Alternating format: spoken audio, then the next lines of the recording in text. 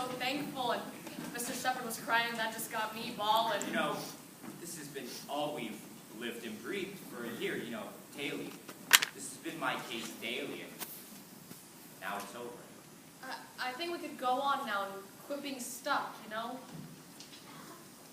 You know, give me the minute I walked out of that courthouse. The reason that God wanted me to find him there was so I didn't have to die alone.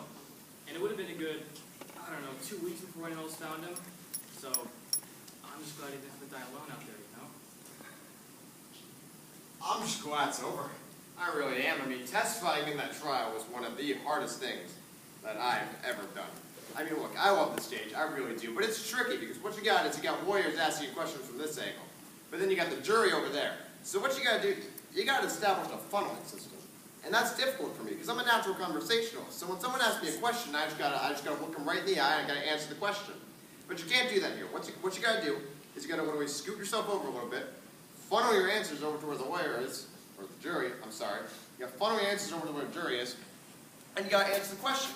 But what I'm getting at is, I was able to do that several times through the course of my testimony.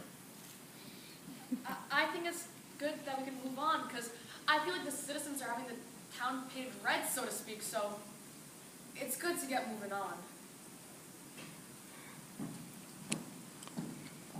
On our last trip, I had the good fortune of seeing Jedediah Schultz, the little friar in America, after Poland spoke.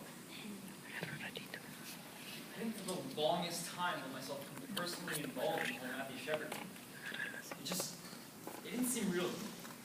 It seemed way blown out of proportion. Matthew Shepard was just a name instead of an individual. I don't know. It's just weird, man. It's so weird. I feel bad. All that stuff I said about homosexuals, that person I used to be, and that's why I wanted to listen to those interviews from last year. When I said all that stuff, I don't know. I can't believe I ever said that stuff.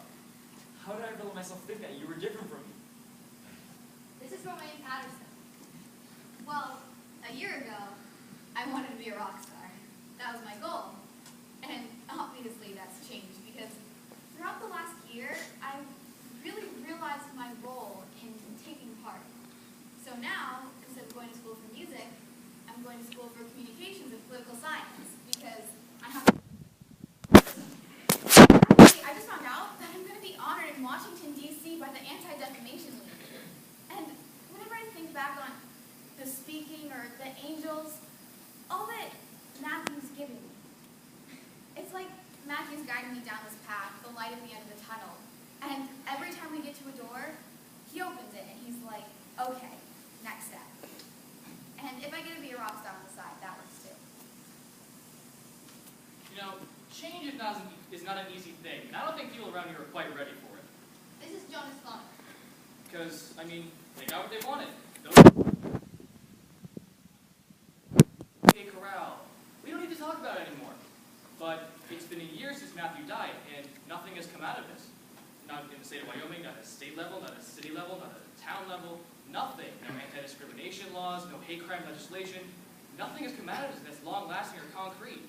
Why is that? We all said we'll meet again one last time in place. Now, I've been up to that site in my limousine, okay? And I remember to myself the night that he and I drove around, and he said to me, Larry Sparkles.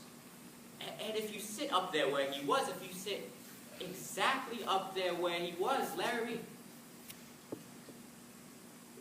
Sparkles with a low-lying cloud. You know, it's the blue lights bouncing off the clouds from the airport, going right over the whole city. You know, it blows you away. And Matt was right there in that spot. And I can picture in his eyes, I can picture what he was seeing. You know, it's like the last thing that he saw on this earth was the sparkling lights.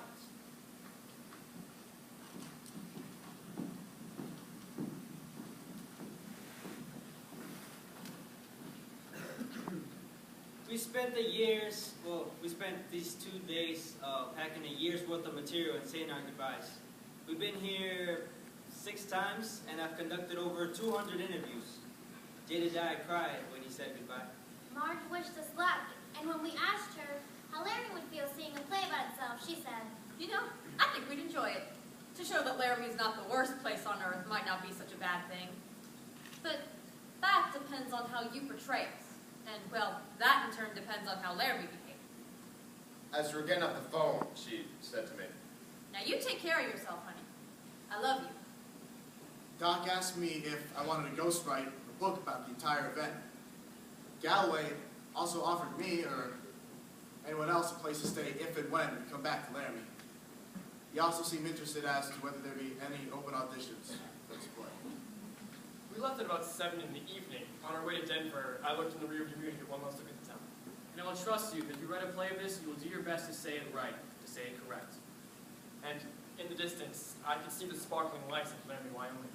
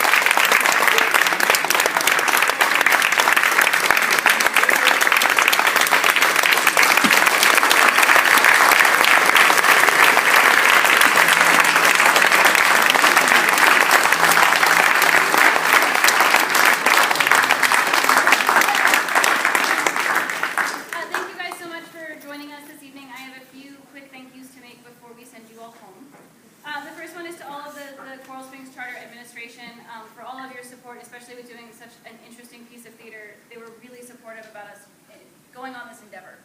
All of the faculty and staff, from their teachers who've been helping them when they had late night rehearsals, to everybody who's here this evening, thank you guys so much for your support.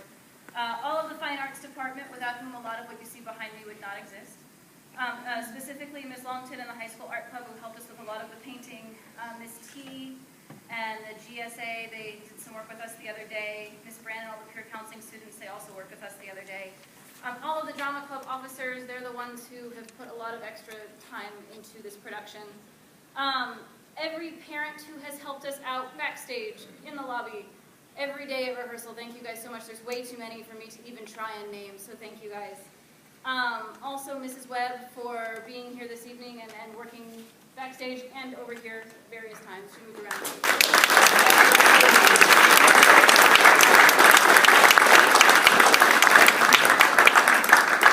And finally, to all of the students, both behind me and out there, who've done such a wonderful job with this show. Thank you guys so much for joining us this evening. Have a fabulous night.